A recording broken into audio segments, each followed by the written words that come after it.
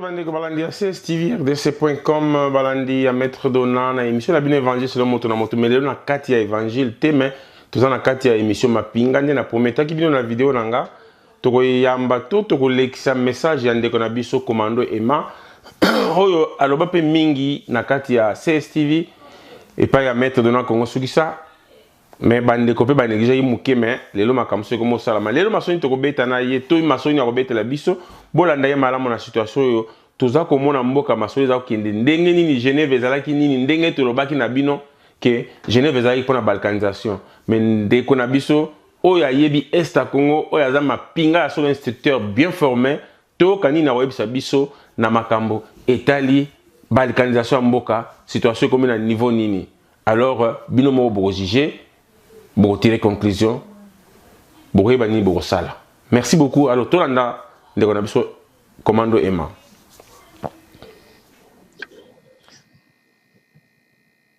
Losako na bandeko na nga bali nyonso bana ya Congo. Esika bakutana na ngonga oyo message oyo ekomela bino. Ya wana nito sola mo mukenga ina bino na makambo oyo etali mboka na biso. Bandeko nyonso za ko se sentir congolais. Abotami congolais. Pe akokufa congolais. Biso nyonso. Verset biblique moko te elobi que na pesi ba peuple congolais mabele ya kovanda na pesi bikolo ekeseni ma tribu ebele mais nalobi ke ekolo boye eyi kozwa bokonzi na mboka wana te verset biblique moko ezali eza te na yango nalingi naloba boye likambo oyo vraiment nalingi koloba na poko ya lelo likambo ya ntango tomoni na mboka ke bambolombolo bakoti na mboka na bibende na maboko etumba eza na mboka te baye toyebi esika bauti te il faut tozala interpellé biso bamapinga biso bana ya mboka surtout bamilitaire walataki ndai na ye alobi ke natiki vie civile natiki libota na ngai naye kosala mosala oyo mpona kosalela ekolo na ngai kobatela ekolo na ngai kobatela bandeko na ngai na biloko na bango ntango ke olapi ndai prêter serment na yo fidélité au peuple fidélité na mboka na yo na makambo ebele fidélité wana il faut kozala na yango ntina suka bamilitaire babolombolo bakoti na bibende na maboko toyebi esika bauti te mais il faut tokoluka koyeba banature na bango origine na bango esika bauti mais lelo eloko naye naloba awa mpona bahomme politique tomoni bateatre mingi eleki bateatre mingi esalemi bokende koyokana bokei na Genève Afrique du Sud Genève mais ezali mawa pe na pasi na kanda basenela nyonso eleki wana mais eloko nini bolobeli na peuple oyo bokendaki koyokana toyoki kaka bokendaki koyokana koluka candidat commun mpona combattre candidat ya majorité présidentielle ya FCC oui et puis esimbaki te mais eza mawa mboka badirige yango lokola business te mboka badirige yango avec conviction mpona progéniture na biso oyo bakoya nsima bakontinue na ligne ya malamu boke koyokana kuna mais oyo eza na moboku mama na moboku eza na se boyebi yango naza kointerpelle les 7 oyo bakendaki kuna bon mibale balongwaki ntina balongwaki bango bayebi poya politique balongwaki na bango baretire basignature na bango soki bazali baignorant na likambo oyo oyo esalamaki ezali ya kobatama na se nayebi te so bazali kokura nayebi te avant naloba nakoloba ke nord boyeba ke nord na sud ubangi ekoma eta te bandundu na Kinshasa ekoma eta te république te nord na sud Kivu ekoma république te bazai soit ba Congo ekoma eta te oyi mpona nini nalobi yango donc babiloko oyo bosali ya sese nangi naloba ke napesa nanu avant naloba Jean-Pierre Bemba na Moïse Katumbi je pense que bozalaki invalidé na mozitu me bozala homme politique soki lelo gouvernement oyo esanctionne bino elongwe bokozonga na mboka bokontinue baactivité ya non politique soki koevre na sens wana bokozonga bokoevre politique na bino bokosala yango boza bana mboka soki gouvernement elongwe koevre malamu mpona gouvernement elongwe bokozonga na mboka bokozalaka libanda te quoique vous avez des divergences na bino maintenant on a cadre oyo ezomona oyo eza officiel mutu oyo apesi bino contact na organisation ya Kofi Annan boyebi ye botangela peuple congolais mutu et de deux nazoloba na bacode naza politicien te naza koloba plan ya balkanisation eza na ntina te bozala na susi ya mboka wana yango naza kolance mbele na bana mboka nyonso tu congolais nyonso tu tribu confondi mutu moko andima balkanisation te na répété nord ubangi sud ubangi ekozala eta te ekoma république te toboyi eloko wana bandundu na Kinshasa ekoma république te tolingi eloko wana te bakongo ekoma république tolingi eloko wana te nord sud ekoma Kasai ekoma république tolingi yango te eloko oyo tomeka nanu kotala bato ya yambo balekaka na mboka wana babundaka mingi mpo ya unité ya mboka wana eza na ndenge ezali pourquoi lelo koluka kopanza yango natangi bino bato ya Genève wana mozitu okoma président ya bandundu te makanisi wana oyo bato ya nyambo nyambo bazopesa bino libanda mpe bainfluence bino bosalisa yango bocréer désordre bitumba ebima comme ça babalkanisation bango baprofite bazopesa eteni ya nord Kivu te Bemba okoma président te na nord na sud ubangi ndenge baza kokosa bino wana te Katumbi okoma président na Katanga te botika biloko wana towana ntina balkanisation ya mboka na biso te mwana mboka président oyo azali un vrai nationaliste akoke na mbonge ya biloko wana te nayebi bino ke soki tosali makasi toevre pouvoir oyo ya mabe oyo ekei bokozonga na mboka bokoexerce bapouvoir mpe bokozwa mpe bapouvoir na mboka wana bokozonga bosali bamakambo bokosala tanke bahomme politique mais ya kokota na mayele mabe wana eza mpasi mingi kwa bolobela peuple makambo osololaki na Genève oyo but mpena bokendaki na Genève nayebi te les deux autres wana Kamere na Félix soki balongwaki mpo bayokaki soupçon wana ou soit balongwe kaka ndenge wana eloko moko etindi bango baretire signature na bango mpo soki okomaka bloc bino nyonso tu wana donc séparation yango wana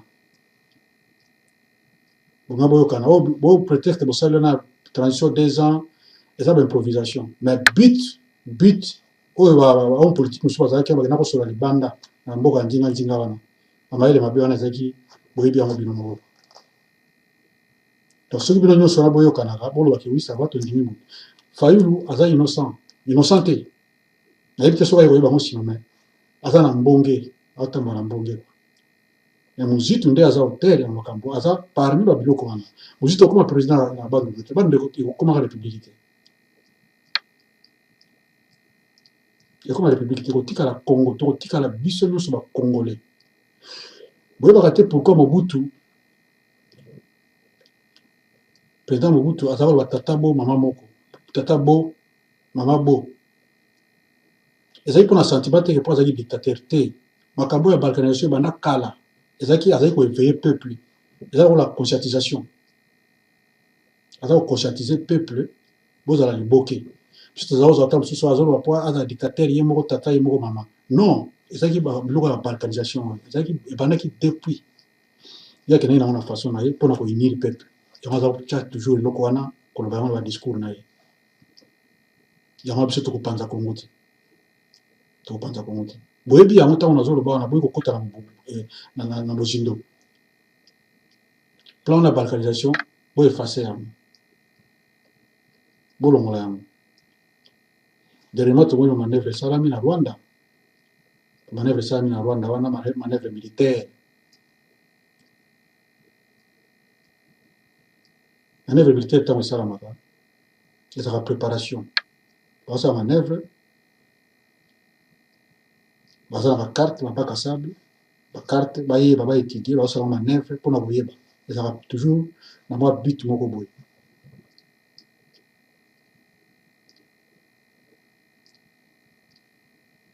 Kagame akoprofite na mboka na biso te ti 100 ans aprofita kaka ye kaka te amanipulaka bino kaka ndenge wana bapolitique congolais amanipulaka te botika biloko wana babelge baboma biso mingi baboma bakoko na biso surtout parti wana obino bosangani na bango wana obosala bango babiloko wana nyonso to wana obaza na babiloko na bango mingi kuna na este barichesse baportion minier oyo bokabolaki bazaza kuna baza wana bacontraire na bango balingi te mboka na biso ezala malamu il faut désordre ezala soit ekabwana nde bango balingi kokabola yango wana eza mboka Bill Clinton te eza mboka Kagame te eza mboka balibero belge te mpona bakabola yango bakabola te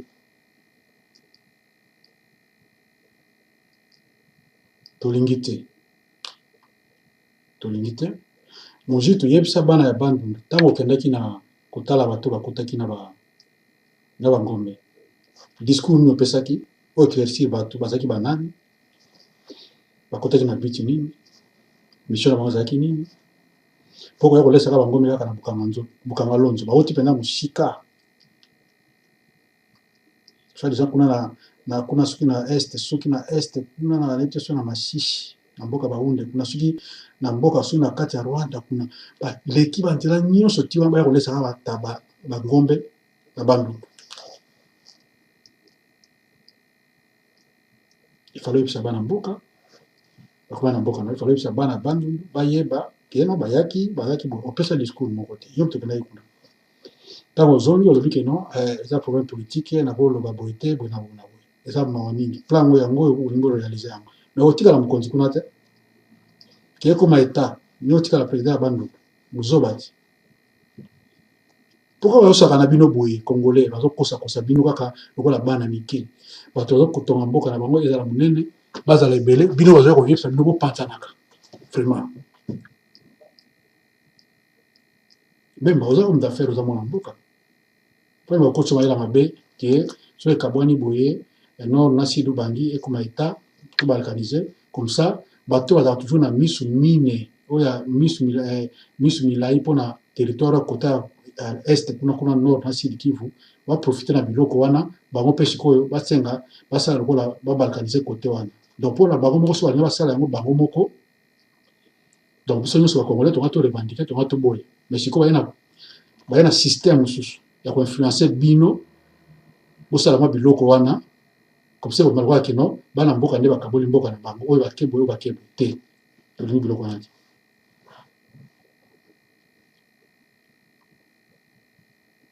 biso toza bancien militaire ya force armée zaïroise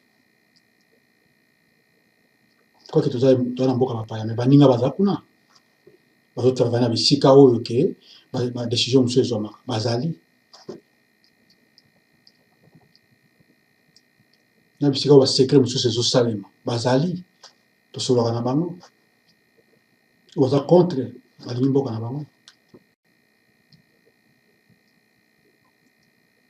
Il faut bayebisa biso todenosaka babiloko wana yango na ino basikoyo bien ke donc accord babiloko wana Genève Félix na Kamere nayebi te soki bamilongolaki mpo bamonaki makambo wana ou soit balongolaki kaka boye ezali kaka province balongwe na bango mpo babase elobi ou soit eza pouvoir moko boye elobi nango bolongola biloko wana mpo soki batikala na kati ya biloko wana donc baactivité elingi kochange badone elingi kochange ti nde baponaki après moto baponi wana azalaki motu moko aza naïf ayebaki te baza kotelegide ye mais les deux autres là bazali bato te mosusu balingi bainfluence bakoti mpe na makambo wana après si toke na balkanisation mpena totale mais sikoyo soki ezotatone c'est parce que les deux balongwaki donc Kasai eza kuna te donc Kamere soki alingaka influence wana alingi kozala mpe bakoti na masolo wana bake kota bakivu kuna nord na sud ye mpe ake kote na ye kuna Félix azwi de Kasai Muzitu Bandundu Kinshasa ekomi état ale nyonso baprofite epuis banyamulenge kuna bazwi mpe baparti na bango kuna donc bazwi parti donc ekomi kaka ndenge wana kopanza mboka nyonso wana influence ya mindele bazosaka na bino mpona intérêt ya bato mosusu baprofite et non ke mpona peuple congolais siko ntango bokabola yango bokomi moke ekomi baportion ya moke nana kozala na force eza te ozwi nord na sud bange ekomi mwa état moko boye banini force nini kozala wana bato wana bazwa suprématie likolo na yo donc bakosaka na richesse eza kuna bazosaka nango mpo yo oza deja mokie okofongola mbanga te so bazwi sikoyo nord Kivu na sud basangisi mpe nord Kivu eke kote mosusu eke kote mosusu yo okomi no mokonzi kuna eloko nini osala eloko te donc richesse nyonso wana eza bango bato bazosakana nango bazoloba yango bazosakana nango ndenge balingi donc kozwa nyonso wana baprovince orientale ekei donc ekomi mwa nini esangani na banini kuna Museveni azogere yango mpo ya mboka moke donc minera ya Congo eke kote kuna kote ya base aye soki mpe Angola kozwa mwa parti na ye na motu akozala wana bainfluence na rébellion kuna bakabwani biso mpe soko tosala mpe autonomie na biso tokoma libre abimi mpe lisusu ali base aye mpe ekomi libre pétrole na biloko nyonso wana ekomi na influence ya bato bapuye ye ekomi mwa état moko boye bandeko botika biloko wana soki tokosala fédéralisme wana tokosala yango na ndenge ya démocratie balimite fédérale ezali limite fédérale ezali oyo ke limite ya baloi moko boye oyo balobi ke non kwake eza état mwa nini moko boye mais eza na limite fédérale donc eza géré na unité moko tokosala yango mpona kofacilité moyen ezalaka mpo bato bakengelaka nini na bango exploitation ya territoire na bango mais eza na limite moko ke non loi eza moko et puis constitution ezogere nyonso mais oyo bandambu wana bazoyela bino bainfluence wana mpe bozondima yango na bike banatire bamilitaire bakoti eloko bazozela c'est quoi po élection le 30 ekozala nango te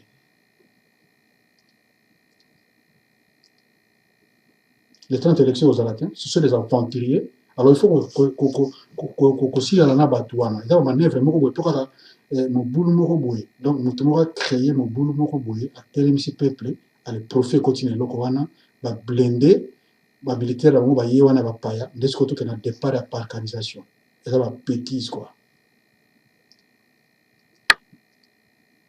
eloko pompe échappement donc leka mo bato babimi barevendike ke non tolingi élection boye na boye oyo alongwa na eloko wana mobulu wana kaka oyo kote kuna ya centre afrique bato bakoti basali rébellion kuna balingi boye kota nord sud bakoti balingi boye na base ayi ono bato mo batomboki kuna alors mboka sikoyo epanzali donc ezali eloko bazozela yango wana mais yango kosenga na bahomme politique baopposant tina kosenga bato bobima eza te nakosenga nde na peuple sikoyo ezala spontané peuple ayoka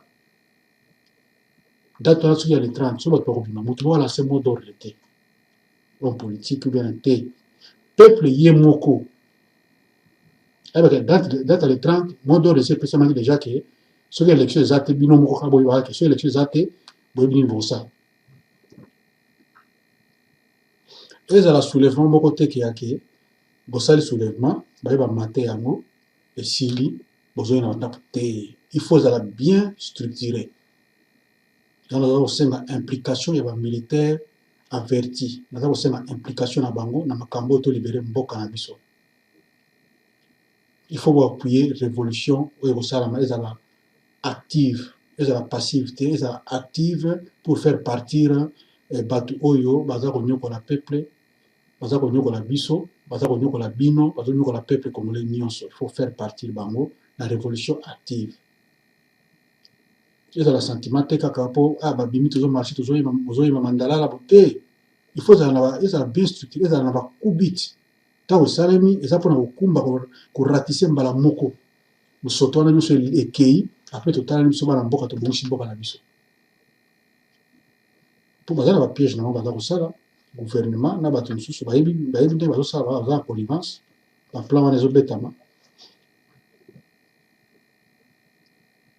Comment bomituna le 23 que le 23 mais date oyo nanga za ko prononcer ko renoncer na l'élection ba militaire étranger ba koti na mboka il faut ko tuna ko sala bana yango ba ki bana mboka va oleka bana ko luba ko finga mutu ou ko n'importe quoi il faut ko poser ba réflexion ko keletina fin fond ya ba information ko yeba ko yeba que oui ya solo il faut na luba boila ya solo mais na sentiment te bon mutu bwa lobi tala kaka ba biloko wana bomeka na pesa bino ba piste mike botala bato ba projeter bango na ba réseaux sociaux pour na créer tribalisme si le terrain va créer bato moko boye pour na créer tribalisme ah mutu bwa za mabe il faut boma o to ko benga na ba oyo tout wana ezali bien structuré pour peuple va former baye tango zo kota bato et qu'on ne peut pas déclenchement et ben pas na bandundu mais on va se bon na bandundu ça va il a bango na bango te c'est il y a on a mis musita sa bato ba kota kana bandundu na bangombe na la loi ça l'émission na loi makabwana mingi pour na yebaki et puis na za bien informé na bato ba kota ki wana to pesa ki to lobaki yango et puis batiki na bato ki diba bosani ba ni ba action ba projeter ma bato moko boye o bana ko finga na bino ba congolais depuis to vanda depuis mobutu asisa ka biloko wana kwa tazali dictateur mais asisa ki biloko wana to bona ke mulu ba bala mongala zo bala boye bana ba bota projecteur wana o bato ba bota mi wana awe tsa bina zala makila papa na nga mongala mama na nga mukongo papa na nga mukongo mama na nga sikoyo ah bozolo ba ke non oyo boma bo epa na ngai est-ce que ça na sens te il y a un s'apprendre les sikoyo na mutu nyonso a créer tribalisme ou a robima na réseaux sociaux ouvertement quel que soit journaliste na mboka même awa na poto abimi na kati ya réseaux sociaux na makambo ya tribalisme ke mukongo aza nyama ke mungala aza nyama ke muluba aza boye yote kote ba tribune soko mutu nyonso wana il faut to landela ye awa na poto en Afrique, partout, la diaspora, on a obligé de faire les réseaux sociaux. Bon, on est pas ouvertement bon. Pour eux, ça la maison va tout projeter dans les réseaux sociaux, va créer le Kowana. Et ça outil va créer. Et ça que ça la mamout non. Et ça un bateau va se flasher en gros, va tout tindika yango. Ko inondé. Ça pour na bit ya balkanisation. Ibandaki na yawana, o mo pe bato wano kabona pe. Ah ouais, filinga na za mukongo, filinga na za muluba, ba inani. Et puis déclenchement zo ba na tango ni. Il y a toujours infiltré le territoire na biso, o ba kotaki. Pour balkanisation les autres compter na bato surtout na est, côté Rwanda na Uganda, ba lingi bazo ba territoire wana. Alors, le plan de salami c'est qu'on va influencer ba na mboka. Oyo ba lingi toujours kaka bongo, on les pose pour l'intérêt général, ba lingi business, ba lingi koza lokumu. La flasher bango. Makoti kabali biloko mazo boka ko malembe ti boya omona ka komwa eloko mo esali soulèvement mo esalami boya peuple atomboki pona makambo élection bona boye boyoki keno génocide mo pene salami ya munene ba bomi soit ba ressortissant ya pays ya région ya mboka boye ba ressortissant na pe na mboka na bango kuna na place bango bazali ba bomi pe batu opo ba bomi bandeko na biso na Kinshasa soit babomi bango na bas Congo, soit babomi bango na Kasai, biso pe tosala boye. Donc ezali ba plan oyo esalami. Yango nazoba ke soulèvement populaire, peuple yo moko. Ezala spontané, peuple yo moko déjà parce que omoni tout. Oyebi ennemi na yo, eza te ezala na 2006 ou bien 2011 te. Oyebi ennemi na yo, oyebi biloko nyonso ezosalama nyonso ya mabe wana. Baplan moko machiavélique ezosalama boyebi. Boyebi nani aza auteur, et puis boyebi nani ndio aza nani. Alors c'est à vous, peuple Yomoko, na quelques militaires avertis, pour mettre fin. C'est la révolution active. Botika, mutumota bima banda koloba, oh non, l'obiso batu salami bote, bo bima bo sala bote, ba lukane ba victime. Alors toni siko victime ango, ezala bloc ya peuple congolais nyonso. Comme ça to baka na bo, Cour pénale internationale, kanga ba congolais nyonso tout na bango na laye, ba samba pona ba sali révolution, ba pengani Kabila, soit bakangi ba recanchistra ba comme ça peuple nyonso wana kaka asamba totala sur cour pénal a condamné biso nyonso tout siko na laye to kota to vanda kuna to les ala individu mo tombe martyr to linya onte pour te nyonso ezo sali to ebi asengi na bana mboka avant kofinga bemba kofinga yeba kofinga kutana tina te avant ko critiquer na likambo eza juste avant ko critiquer Katumbi critiquer na likambo eza oyo ya sali ya ndenge wana po biso militaire eza makambo ya polele avant critiquer boye critiquer na likambo ya sali pendant yango polele avant critiquer Félix critiquer na likambo eza na mona preuve oyo mona sali o Kamere mais sikoyo poser question soki Kamere ya sola longwaki na biloko wana ya Suisse wana mpona eloko wana ta mosusu bazolinga koloba te baza bango politique bali kodévoile te mais soki ezalaki bamonaki yango mpe balongo po tolandaki bavideo mingi Cyprien Wacha abimi alobi non, Félix a sauvé le Congo. Mais abimisa kota pena na beaucoup ya likambo te.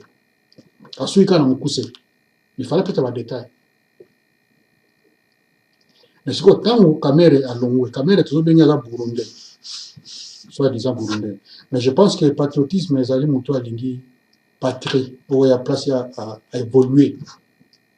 Siko zimo na botami na poto azana mwa muke. Ok, un environnement, tel environnement, un coin géographique, moko ya mboka moko. Kuna bazaka ba pêcheur. Mwana la évoluer kuna. Akoli, vina yemo bimbasela kuna. Ko benge belge to ko benga ye ressortissant ya territoire wana o ya kolaki. Mais tant que tu attachement à partie na iloko na sika wana. Abani ko défendre yango. Bo sala yini. C'est ça le patriotisme. Patriotisme est un moteur à patrie.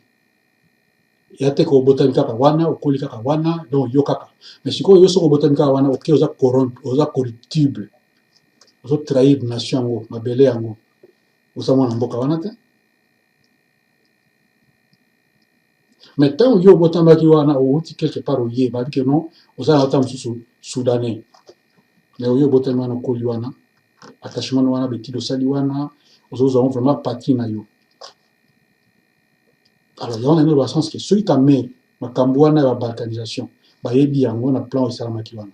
Pour na tuni ke mutu oyo ou a pitié en contact na ni na Kofi Annan, ba lo mutu wana ti. Voilà. So za kamere a se retirer pour na mission wana, siko to benga ye. Aza patriote, to aza burundais. Bien de répondre. So za ke Félix a longwe pour na makambo wana. To benga aza patriote, to aza traître. Parce que l'autre va avoir tika la qui wana basala ba signature na bango ya mibale wana. Pour ma balkanisation za lokutati. Botala ba temps. A créer loko. Nanga boaki plan, aboaki loko na yo wana. Kuboka ka nanga zuboka loko wana paf. Spontanément. Donc ça là en parallèle na mbogi ya soldats étrangers. Ba mouvement ya militaire. O bakeboye mbala moko to wana ezali mpona nini baza déclenchement moko boye pour profiter la déclenchement po moyen ba déclencher sikoyo eza te il faut ka déclenchement peuple asala mo eloko moko boye na eloko peuple ana kosala mbala moko bokosutuka mpena boye mpena ke na bandundu babandi koecorrige bato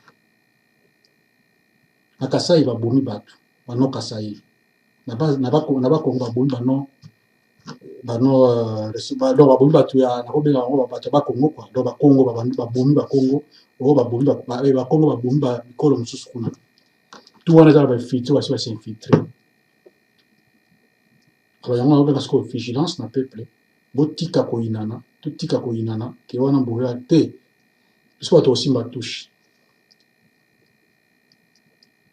pourtant bango baye wana à part basi basi infiltré bazwa ba dispositif na ntango bango baye wana alors bateki oyo aza mondala oyo aza mokongo oyo aza moluba toujours akobei na miso batindi ete les congolais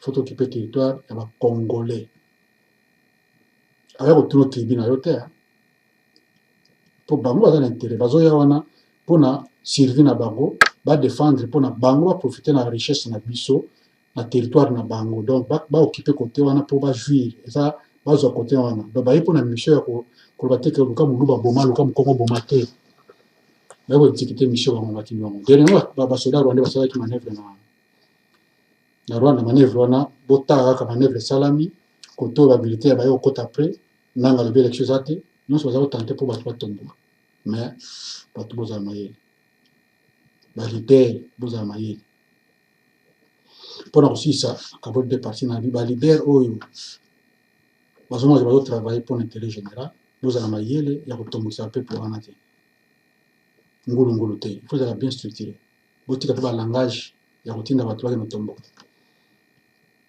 mpo peuple aya kotikala ye moko ayebi biso nzela akokolanda te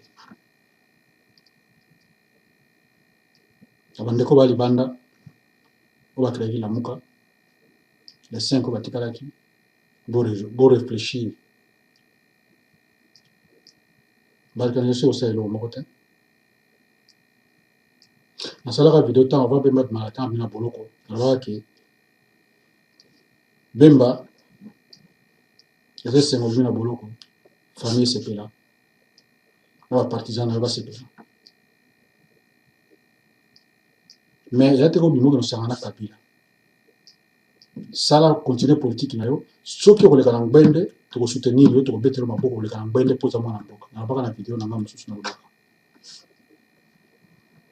katumbi nazalaka fe nazali na contact na bato mosusu ya katumbi tokendaki pembeni mpo toya bato bilama makasi tokendaka mpe pembeni na ye ya ye na directement te mais indirectement na mwa bastructure na ye mosusu eza kosalama na balonde parti mpona nini toyei na besoin ya kolibere mboka ke makoki biso bamilitaire parce que kabila ifo akende na mbandi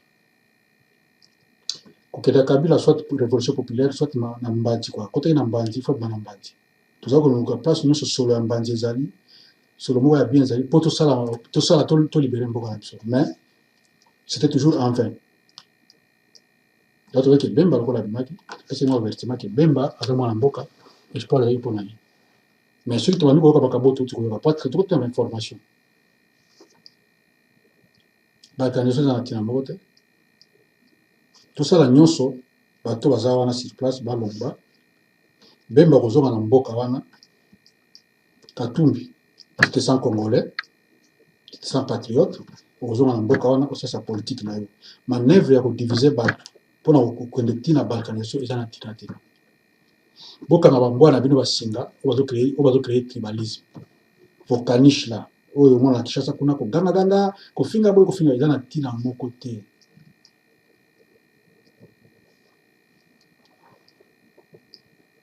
eza na bénéfique moko ya eza na donc c'est pas bénéfique donc motu moko aza akobénéficie nango aza na ye eza na malheur ya Congo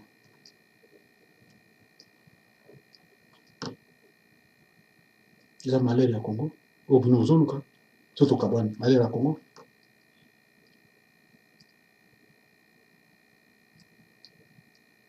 okanga bakanishi na binosinga bakampagne soki esalama nango bino oza bapolitike boyebi nde bozokutana so boyokana boyokani mais question ya balkanisation option wana il faut boleve yango bolongola yango kaka na kozala roi te ya kogéraka bakongolais ndenge wana te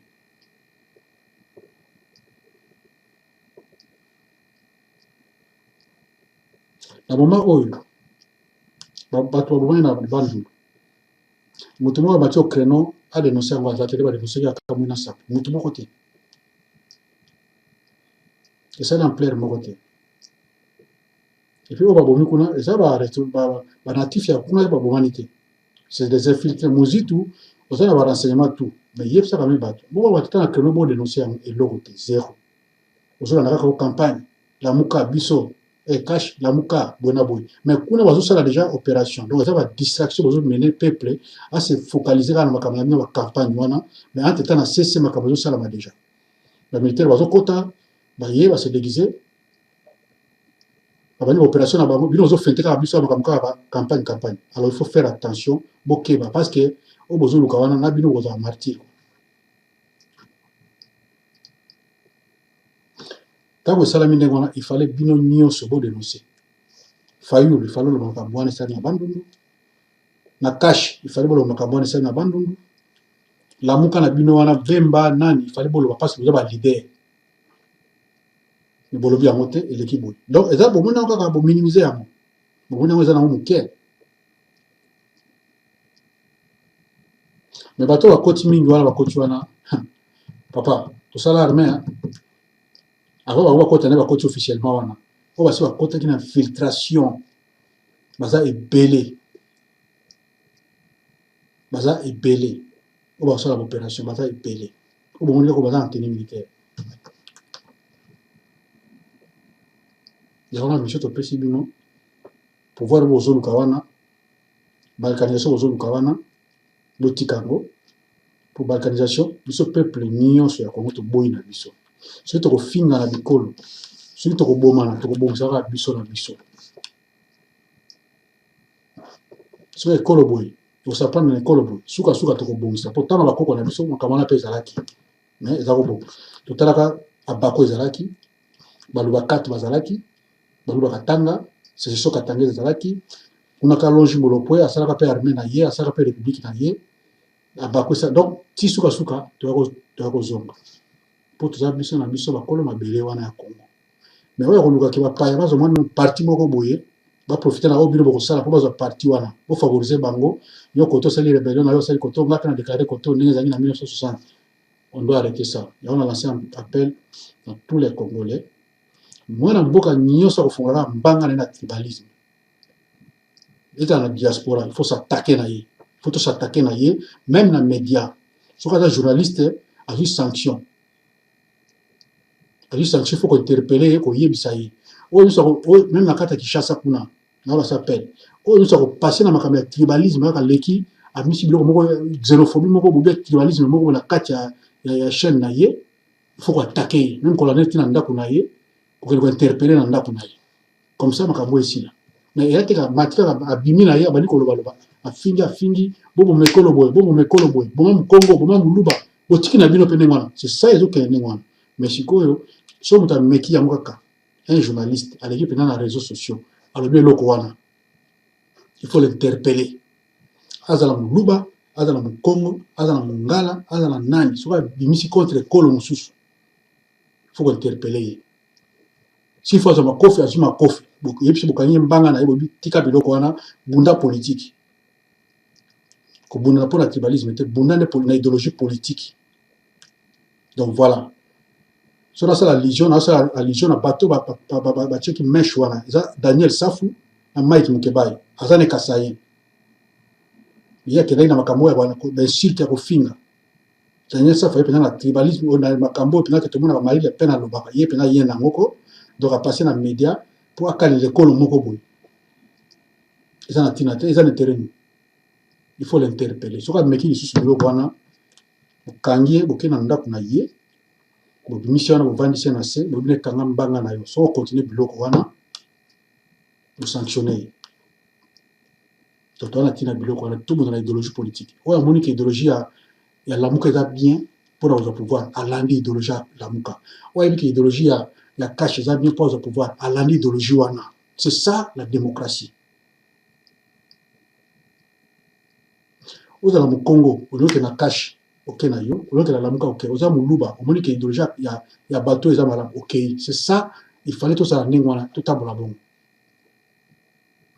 Voilà un peu l'interpellé par une politique.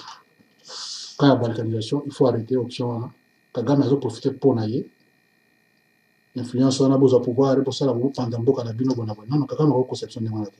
Voilà bandeko, je pense que il fallait na lo bana lo biango. Mais na suka ayi sa muzito lobi tonito yoka ye alo makabozo na bandu. Bakabozo na bandu nisiko kuna babumani kuna 500 personnes bakufi bakati bango babumani bumani masasi.